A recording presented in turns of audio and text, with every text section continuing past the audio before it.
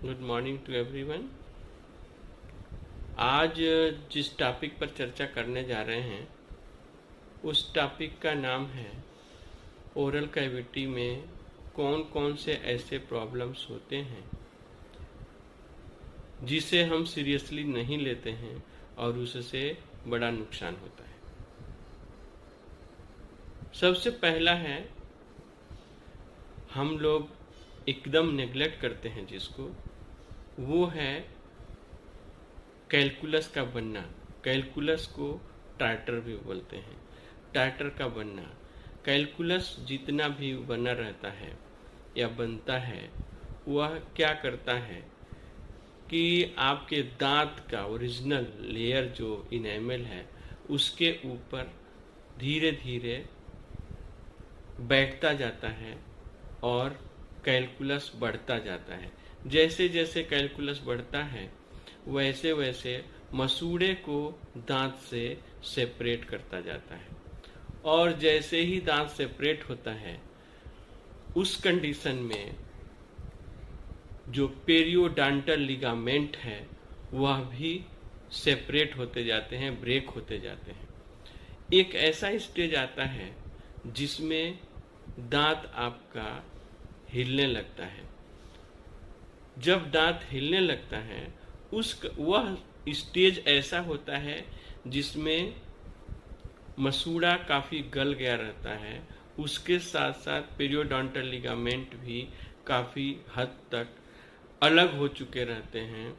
उसके साथ साथ जो एल्वियोलर बोन है जो अटैच करता है दांत को और बोन को, वह भी काफ़ी हद तक रिजर्व हो चुका रहता है। ऐसे कंडीशन में ऐसा ताकत नहीं रहता है कि दांत जो है होल्ड कर पाए अपने आप को, इसलिए दांतों में मोबिलिटी आ जाती है। तो आप देखेंगे कि छोटा सा चीज कैलकुलस का बनना कितना, उससे जो है कैलकुलस धीरे धीरे बनना शुरू किया और वह बनते बनते बनते बनते ऐसे स्टेज में आपको लेकर के चला गया कि दांत हिलने लगा। और जब दांत हिलने लगता है उसकी भी ग्रेडिंग होती है। फर्स्ट ग्रेड तो सबका दांत हमेशा मोबाइल होता है। सेकेंड ग्रेड में जब मोबिलिटी होती है उस समय हम उसका इलाज अच्छे से कर सकते हैं और दांत को दोबारा मजबूत कर सकते हैं। अब वो कौन सा इलाज है जिससे आप कर लेंगे और दांत को मजबूत कर देंगे?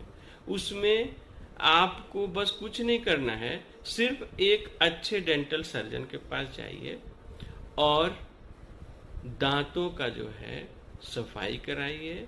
उसके साथ साथ उसमें एक और टर्मिनोलॉजी हम यूज करते हैं, रूट प्लेनिंग, यानी कि जड़ों को प्लेन करना। जब जड़ को प्लेन कर देते हैं यानी कि जो कैलकुलस जमा हुआ है उसको जब हटा देते हैं तो उस कंडीशन में वह जो है अपना एक अटैचमेंट जो होता है मसूड़े से दांत का वो फिर से रीजनरेट होने लगता है, और वह जो है दोबारा जब अटैच हो जाता है तो उसमें जो एल्वियोलर बोन है वो उसका भी फॉर्मेशन शुरू हो जाता है।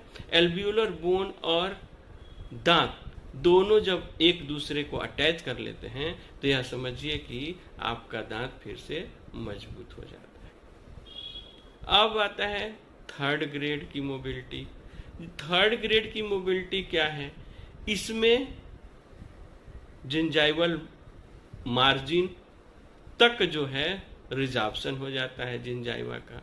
उसके साथ साथ एल्वियोलर बोन भी नहीं रहता है, एल्वियोलर बोन भी रिजर्व हो जाता है। उस कंडीशन में हम अगर रूट प्लेनिंग भी करते हैं या कोई और ट्रीटमेंट करते हैं, कितना अच्छा सफाई कर लेते हैं, तो मसूड़ा जो है अटैच नहीं होता है और एल्वियोलर बोन रीजनरेट नहीं होता है, इसलिए उसको हम बचा नहीं सकते।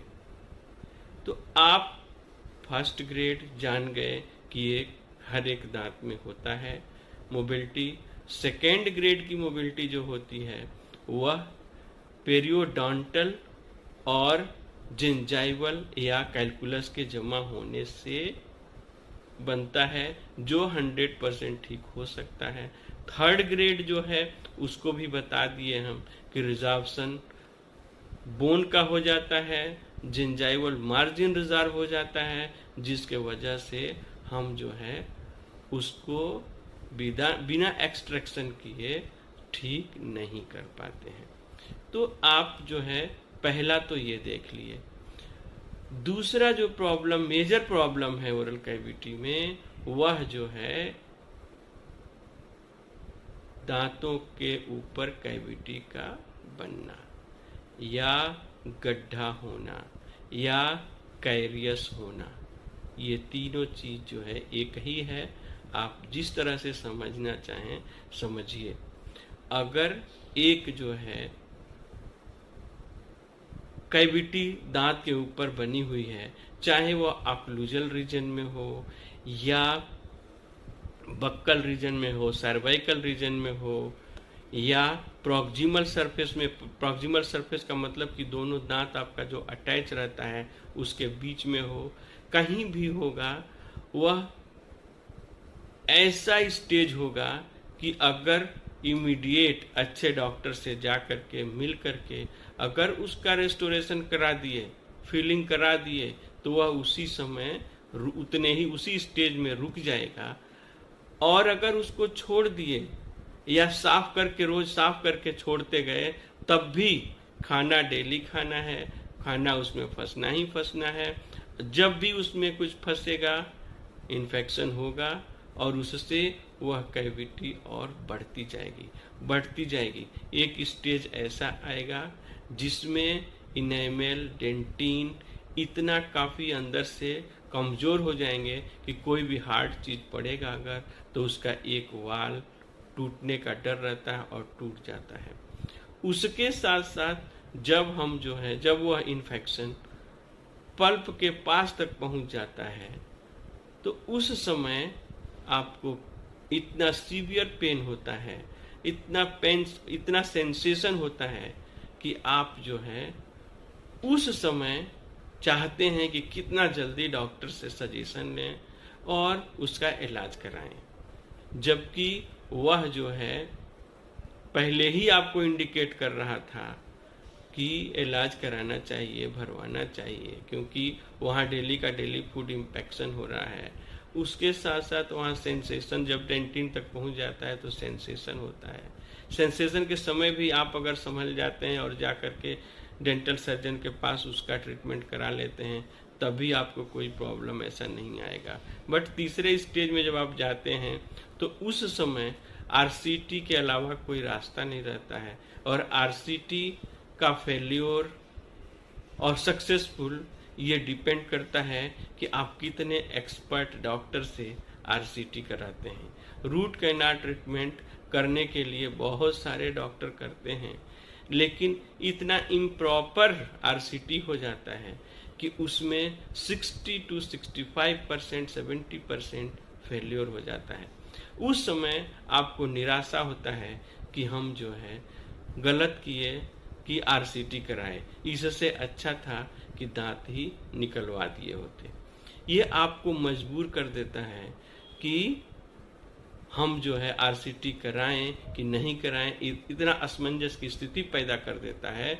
यह चीज़ आप, ये सब भ्रांतियां हैं, इसको छोड़ करके एक्सपर्ट से या अच्छे डॉक्टर से रूट कैनाल ट्रीटमेंट एक बार करा देंगे, लाइफ टाइम वह दांत गल जाएगा, लेकिन उसमें पेन नहीं होगा और उसके साथ साथ उसके रूट के एपेक्स पर या रूट में किसी तरह का कोई ऐसा इन्फेक्शन नहीं होगा जिससे कि आपको पेन से सफ़र करना पड़े या और भी इन्फ्लेमेशन से या किसी और तरह का प्रॉब्लम। तो ये दो प्रॉब्लम ऐसे हैं कॉमन जो मैक्सिमम लोगों में होते हैं, और सब के सब इन सब परेशानियों से निराश रहते हैं। केवल निराश इसलिए हो जाते हैं या रहते हैं कि उनको एक बहुत अच्छे एक्सपर्ट ओपिनियन नहीं मिल पाता है। इसलिए हम यह कहेंगे कि अगर आप ट्रीटमेंट करा लिए, सक्सेसफुल रहा ट्रीटमेंट, तो आप अपने जो भी सफरर पेशेंट इसके होंगे उनको सजेशन देंगे और वो अभी पहुंच करके अच्छे डॉक्टर के पास अच्छा सजेशन लेंगे, अच्छा ट्रीटमेंट लेंगे